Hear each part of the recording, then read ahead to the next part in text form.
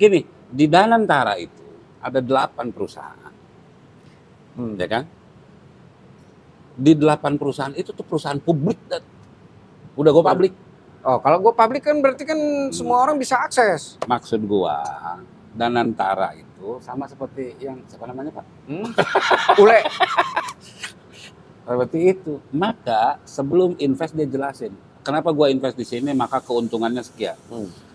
Setiap 4 bulan dia memberikan laporan keuangan kepada publik bahwa ini loh investasi gua, progresnya gini, hasilnya begini. Sehingga publik tahu persis seperti laporan keuangan perusahaan go public. Lek, kita sekarang masuk ke soal Danantara nih, Lek. Widih, ngeri. Danantara, Daya Anagata Nusantara. Ini Badan Pengelola Investasi Ngeri. Nasional Indonesia. Ini sebagai sebuah untuk keuangan negara, bisnis negara ini sangat strategis kan. Bahkan di berbagai negara, Danantara ini badan pengelola dana negara itu biasa, bukan hanya biasa, tetapi memang efektif ya. Ya. Kecuali yang pernah terjadi misalnya kayak One MDB ya, ketika Perdana Menterinya Najib. Ya. Dan ternyata itu diselewengkan kan. Tuh. Duit triliunan tiba-tiba menguap begitu saja.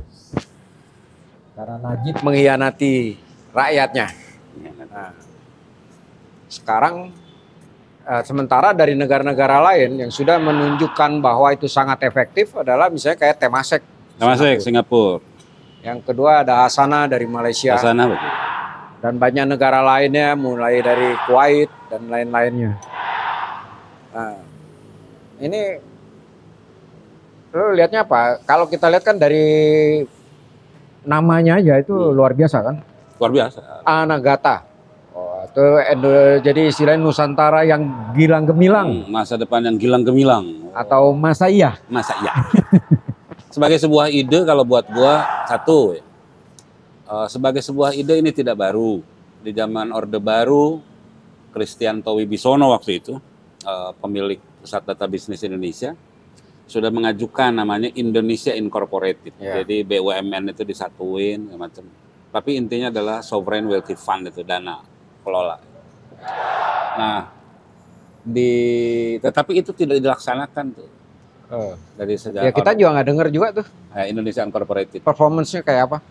Memang tidak dijalankan ide itu, mati itu.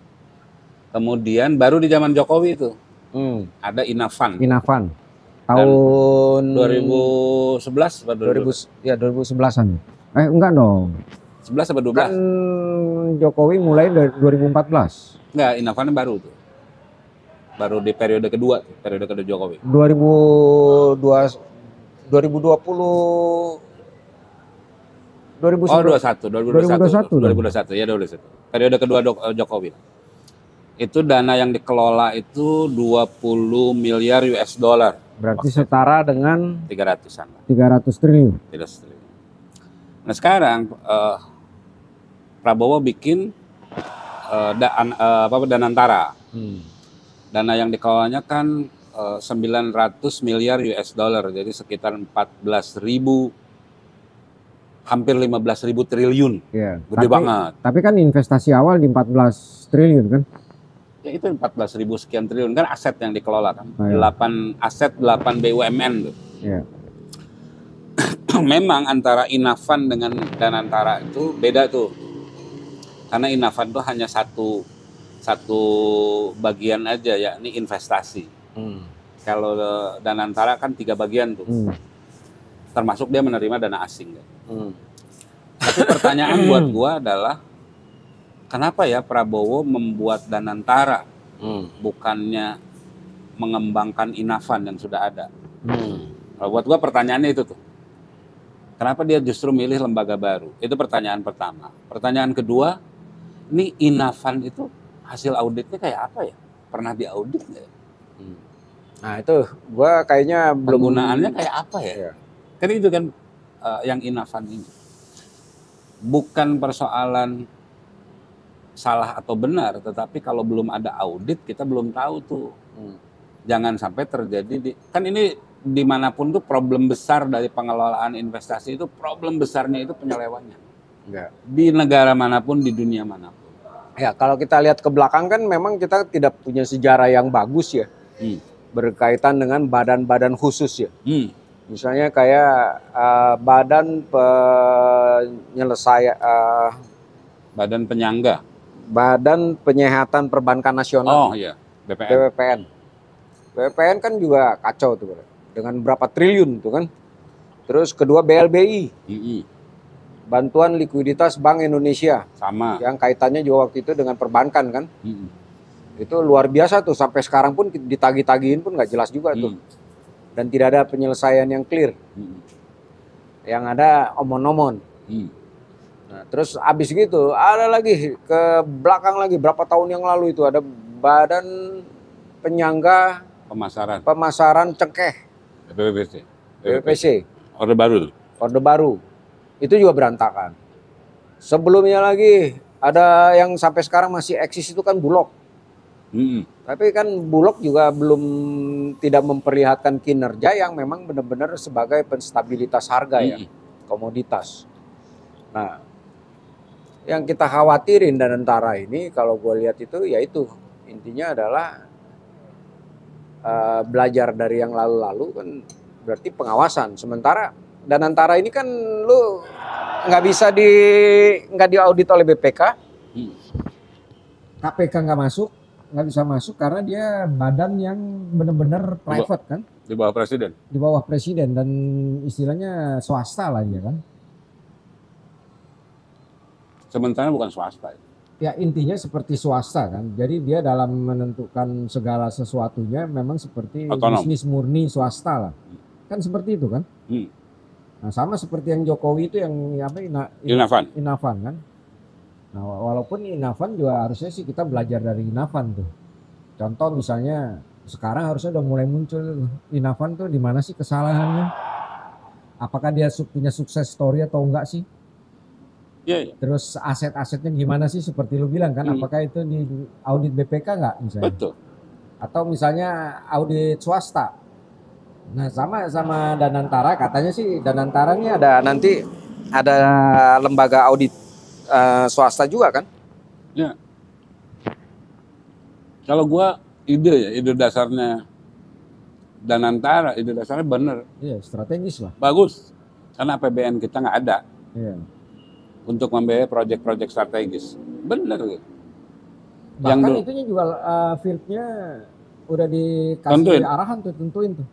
Mulai dari kayak smelter, terus apalah ke pangan, terus apa lagi gitu loh. Kalau itunya bener, sebagai ide.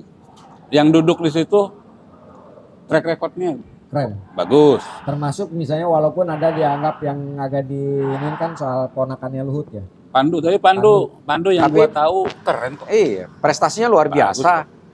Artinya dari masa track record bagus lah. Ya, track recordnya keren. Problem di kepengurusan itu cuma satu. Bukan rangkap jabatan. Ya, rangkap jabatan.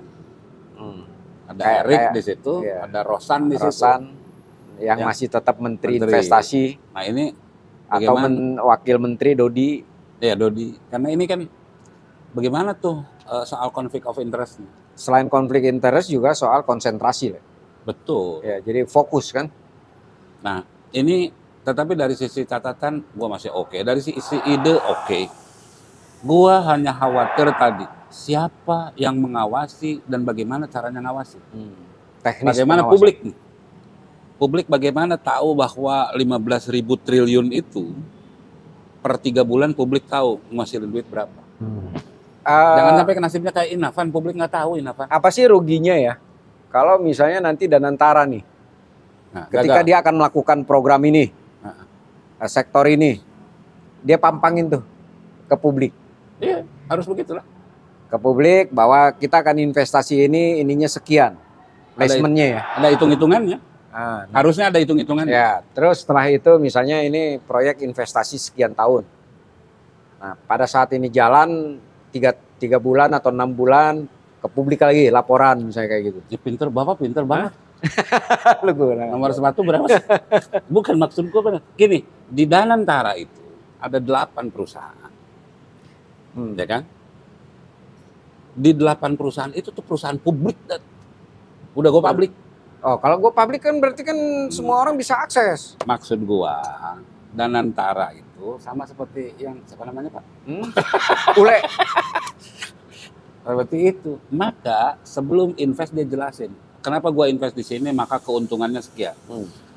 Setiap 4 bulan dia memberikan laporan keuangan kepada publik bahwa ini loh investasi gua, progresnya gini, hasilnya begini. Sehingga publik tahu persis seperti laporan keuangan perusahaan go public. Yeah. Karena kan si BNI, Mandiri, BRI, Telkom, Pertamina, kan semua harus ini kan, semuanya harus diaudit publik. Pertamina belum go public, tapi perusahaan-perusahaan publik kan harus laporan keuangan. Yeah. Nah itu yang wajib. Yeah. Apalagi ya wajib karena juga kan di undang-undang transparansi kan mereka ya wajib tuh. Benar, itu yang benar. Bapak pintar terus banget, Pak. Artinya maksud gua kan misalnya kayak lembaga-lembaga swadaya masyarakat harus ada juga tuh yang mengganggu tuh.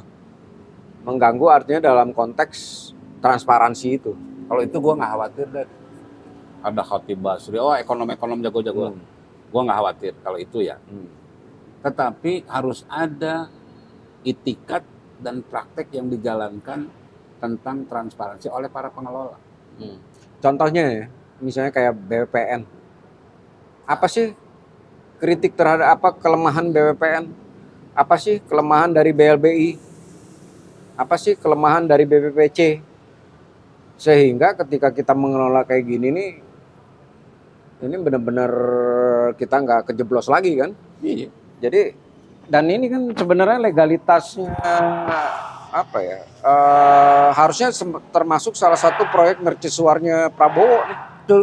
Karena dalam sejarah negeri ini kan baru kali ini kan. Betul. Yang benar-benar kita membuat sebuah penghimpunan dana negara untuk dikelola kan. Tadi Pak Dadi kan sudah mengatakan bahwa Pak Dadi siapa? Kenapa? Yang mau nikah, calon pengantin.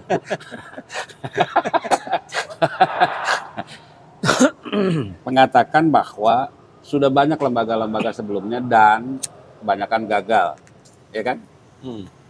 Di mana sih mereka gagal? Di tingkat pengawasan publik. Tingkat pengawasan publik. Ya, jadi usul lu kan berarti presiden ini jangan tanggung. Jangan tanggung. Kawal ketat. Iyalah. Ini legasinya dia. Iya, yang dia bilang jangan korupsi.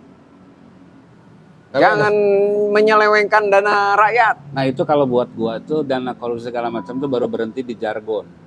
Ya, pertanyaan gua gini. Makanya harusnya kan preventif daripada kejadian kan. Pertanyaan gua misalkan, oke, saya akan berantas korupsi. Buat publik akan mengatakan emang tugas pemerintah. Pertanyaan buat publik, kalau korupsi kemudian Bapak berantas, pertanyaannya, duit ke rumah saya ngalir berapa? Itu dia. Iya dong. Apakah kalau Bapak berantas korupsi kemudian anak saya dari SD sampai perguruan tinggi akan gratis? Apakah saya tidak perlu lagi bayar ongkos naik? Kayak gitu-gitu. Publik kan real. Makanya ketika Danantara diusulkan kemudian keluarkan statement dari publik yang mengatakan, ayo kita tarik duit dari bank-bank pemerintah, ya kan? Ini sebetulnya bukan soal mau sabotase atau apa, tetapi itu bentuk keraguan-raguan atau ketidakpercayaan karena lembaga sebelumnya banyak gagal. Kalau gue bukannya bentuk ketidakpercayaan, apa tuh? Ini hanya sebagai pengingat kepada pemerintah bahwa lu kalau nggak bener gue cabut. Itu dia. Kayak kabur aja dulu. Iya. Bukan berarti mau kabur, cuman ngingetin kalau lu nggak bener gue pergi. Itu early warning, peringatan dini dari publik kepada Prabowo lah ya dalam konteks ini. Itu Pak, kalau lu nggak bener, jadi jangan berhenti di lembaganya udah bener, idenya udah bener, segala macamnya udah bener. Nah, orang-orang yang duduk oke. Pertanyaannya adalah bagaimana publik bisa setiap hari ngawasin? Ya mekanismenya bagaimana? Ya, padahal kan sekarang simpel sekali kan kalau untuk transparansi kan kita udah digital nih. Betul. Tinggal dia masukin, bisa diakses oleh semua orang. Udah santai Itu itu. yang Bapak cerdas tadi. Sebelum naruh duit pun dia harus lapor ke publik. Gua akan taruh di sini. Kalau gua taruh di sini keuntungannya sekian puluh persen, sekian ratus persen dalam sekian tahun. Iya. Setiap 4 bulan laporan keuangan per kuartal. Nah, itu dia guys. Jadi menurut lu sepakat nggak? Sepakat lah sama Pak Dadim. Kita awasin semuanya guys. Awas lu Oke ya. guys. Saya bangga, saya resah, saya